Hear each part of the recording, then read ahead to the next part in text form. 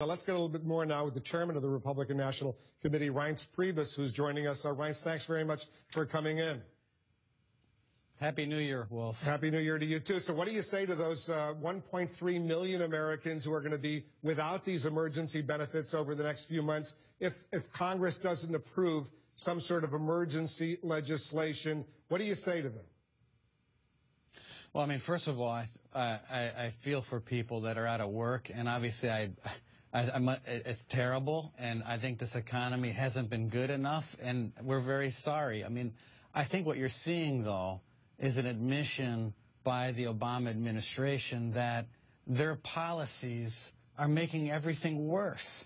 And what's really sad about all of this is that the Democrats, in your piece in the House, aren't willing to come up with a way to pay for an extension of these benefits, which, by the way, they go on pretty far. But even if you were in favor of these emergency benefits being further extended, since when did it become wrong to say that in this country we ought to pay for things? Well, they point out that President Bush, Washington, D.C., that said that... They point out that President Bush got these emergency extensions, these unemployment benefits through Congress. He never paid for those extensions. Right, and continuing, and I'm not defending that, but continuing putting things in place, not addressing the root of the problem, which is the fact that we need more people that have good-paying jobs so that they can actually get off of these benefits is the root of the problem.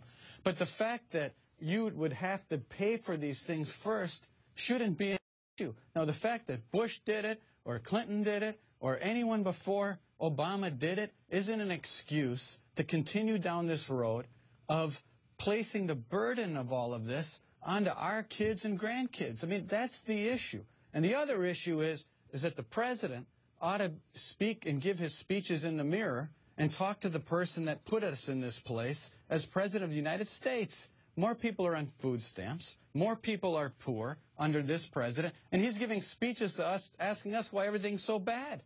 He should look in the mirror and find out for himself, Wolf. Yeah, but there are some positive indicators out there as well as far as economic growth, as far as the stock market, for example, going from 7,000 when he took office to more than 16,000 right now. People on Wall Street are doing better, Wolf.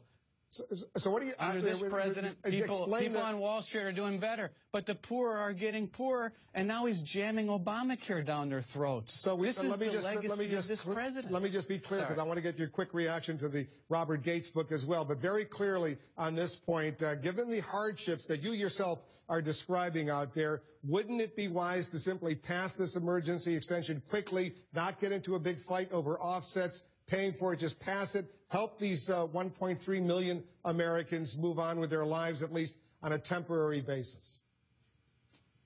What would be wise is for the Democrats to come to the table and once and for all decide that they need to pay for these things, they need to get serious about jobs, and have a president that can lead and walk into a room and bring people together.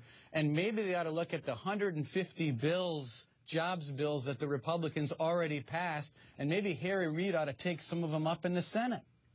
Very quickly on the Robert Gates book, I'll read a line from Gates in his new book, Duty, Memoirs of a Secretary at War.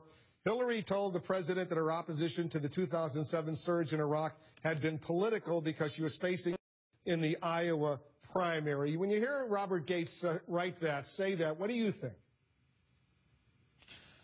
I think there's going to be an avalanche of information on Hillary Clinton and the things that she's done over the years, dating back to the governorship in Arkansas and her role and many of the things that happened back then, to her poor rollout of health care, to her affiliation with Barack Obama, to her gross negligence in Benghazi, political decisions on the war. This is a very political person who makes decisions based on how the wind blows, and this is just the tip of the iceberg. You think she's going to be the Democratic presidential nominee who will face a Republican?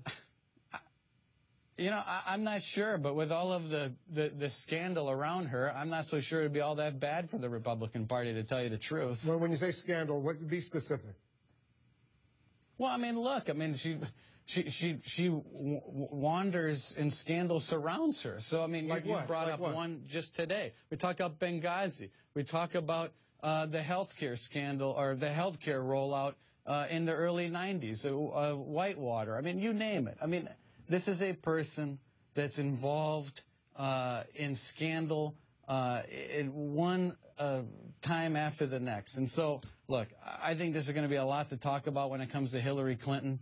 But right now, my job at the party is to put together a national operation to fix the digital divide, to get our primaries and debate calendar under control, and that's what I'm doing.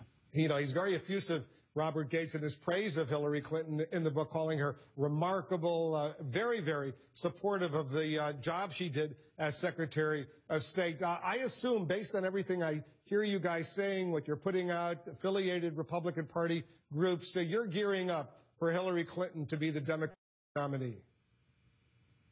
I don't know who's going to be their nominee, Wolf. But what I do know is you have a political person who made political decisions her entire life, and if she does decide to run, she's going to answer for every one of them. And I just rattled off a few, but I can guarantee you there's probably 50 that the comms director is going to show me as soon as I walk off the set. I mean, it doesn't end with Hillary Clinton. And so, you know, we'll see what happens. But right now we're focused in on the Republican Party and getting our national party in shape.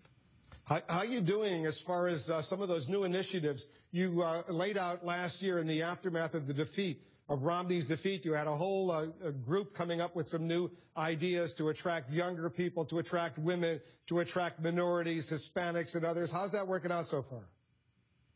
It's working out great, Wolf. I mean, we're selling this plan across the country, and you've seen that we did very well last year in selling our plan. We've got hundreds of people on payroll outside of the RNC. We're in African American, Asian, Hispanic communities on a full-time basis across the country. You don't see it all the time because we're working hard on the ground.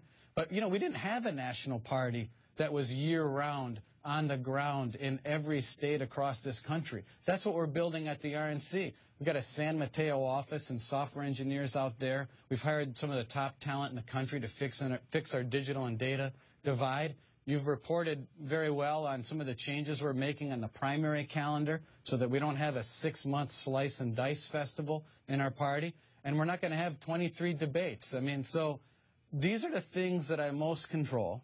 These are the things that we have to fix as a national party. They're not the most exciting things to talk about, but I can assure you that when it comes to a structure and an infrastructure that we need to build in this party, we're doing it right here at the Republican National Committee. Reince of Wisconsin, so sorry about your Green Bay Packers this weekend. I know it was a painful moment for you. I had to bring it up, pal. All right, Reince, Still hurting. Hey, look, I've been a Buffalo Bills fan for my whole life, so I can feel your pain right now. We went to 4 Super Bowls in a row, and we lost 4 Super Bowls in a row, so I can identify. All right, at least you guys have won some Super Bowls in Green Bay. Yeah, we've won a few. Thanks very much. We're still title town.